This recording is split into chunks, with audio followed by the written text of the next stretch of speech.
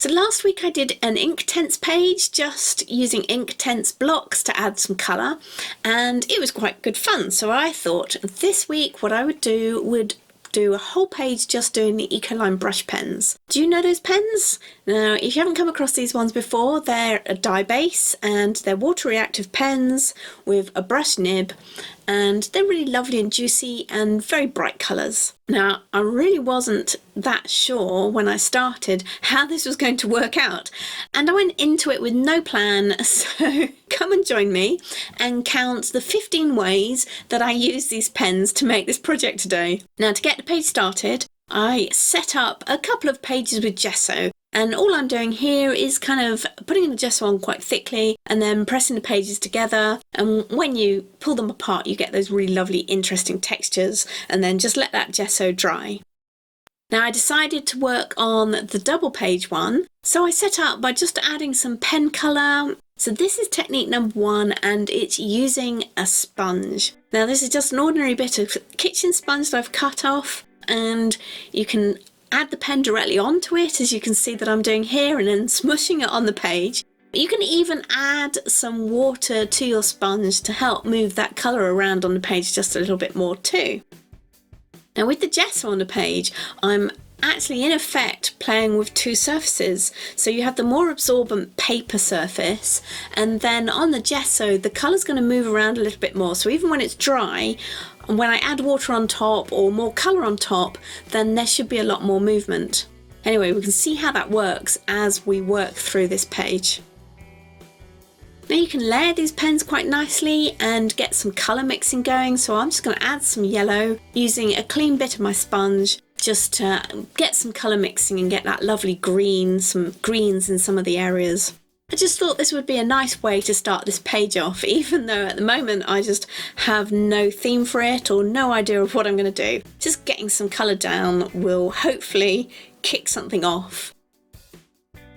Now I want to make that colour a little bit more intense, so I'm going to do technique number 2, which is a direct surface. And okay, it's a bit of an obvious one because you can always scribble out the pens on the page, but I'm going to use a few different direct to surface techniques along the way. So I'm going to call this one blocking out, as I'm sort of using it on big areas of the page. Right, well, there's still no clear idea or theme coming through. I'm not going to panic. What I'm just going to do is do technique number 3, and this is another direct paper, but I'll call this one random background mark making. Yeah, I never said the names of these techniques were going to be concise or even easy to say. So I'm just going to scribble down some marks, and hopefully that will kick something off. So I've gone for a completely different colour, so I'm using lots of cool colours and then go for some warmer colours. And it's kind of fun to be big, bold and expressive with brush pens, so I'm just going to go for it. And once we're at it, let's play with technique number 4, and this one is feathering out some of those straight lines. So just using a wet brush along the outline of the lines that I've put down, and you can kind of see the colour run into where the water is. And check out the difference between the lines on the gesso and the ones on the paper. So as I said, the ones on the gesso, they're just going to move around a little bit more easily. The ones on the paper, it's more likely to just soak into the paper.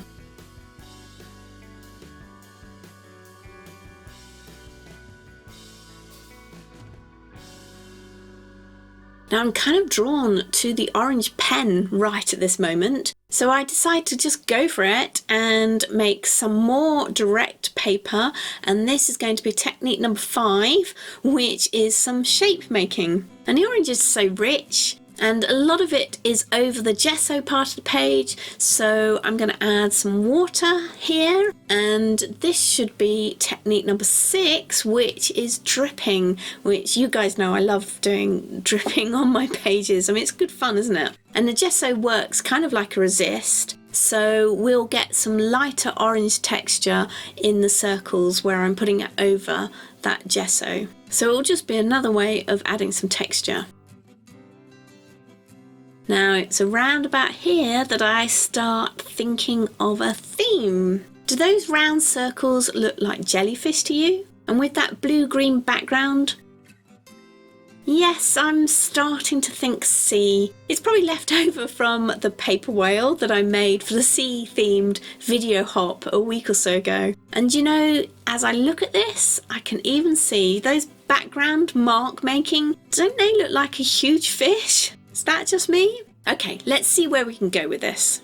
And I think we'll try technique number 7, and I'm going to press some of the ink out from the pen onto my palette and do a little bit of colour mixing, and then pick up that ink with a wet brush and use it on my page. Now, you can get some really lovely effects with this particular technique, but I think that this page with the print is just a little bit too busy for it to really stand out. So I'll kind of bolster that up a little bit with another direct to surface technique, and this is just pressing the nib out onto the page as it is, so you get that kind of teardrop shape. So let's call that technique number 8.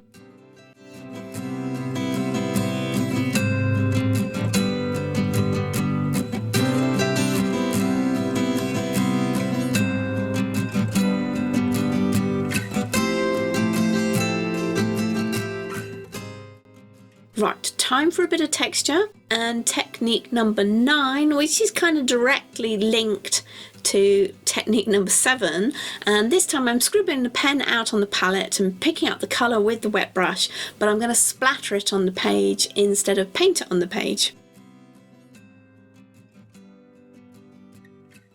So I've already used various direct to surface techniques, and here is one more, technique number 10, and it's when I use the brush pen to get those lovely thick and thin line outlines. And I'm just going to use it a little bit here to add some form to my abstract sea creatures. Now, I really love brush pens, as I was mentioning to my patrons over on Patreon when I was sharing my current favourite pens that I tend to use with my drawing now. And I really love to draw with brush pens. But I would love to know what your favourite pens are for your art and your mixed media, so let me know in the comments below.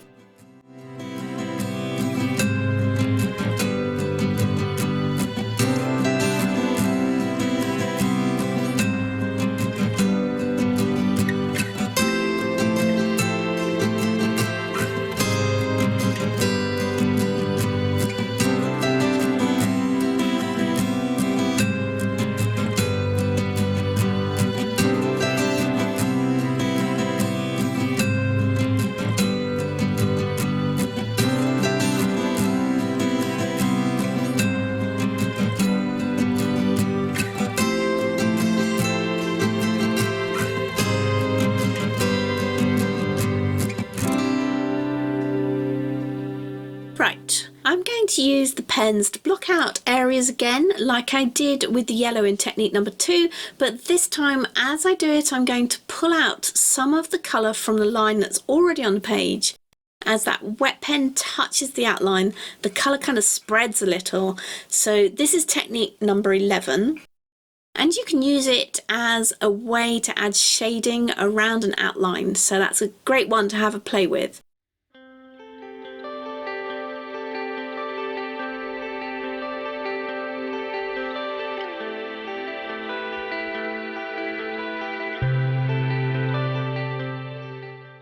But I'm also going to be a little bit more dramatic with my shading and use a wet brush as well to pull that shading out from the outline. And again, you can see just how easy it is to move the colour when it's on the gesso, even after it's dried. And you can even knock it back with water if you need to, or add new layers of colour over the top. Whatever you need to do to just get it right to where you want it.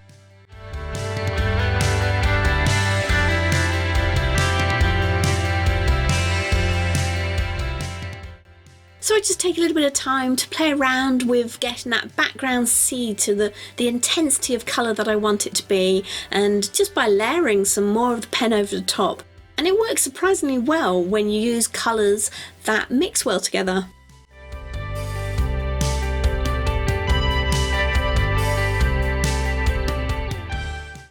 Okay, let's try a lovely messy way to apply the pens. And this is technique number 12. And what I'm going to do now is I'm just flicking the tip with my finger. Now your finger will get completely covered with colour. It does wash out, but it takes a few washes to get the ink off your finger. And you can always use gloves if you want to. And whilst we're getting messy, how about technique number 13? And that's to use your fingers to smudge and blend the ink.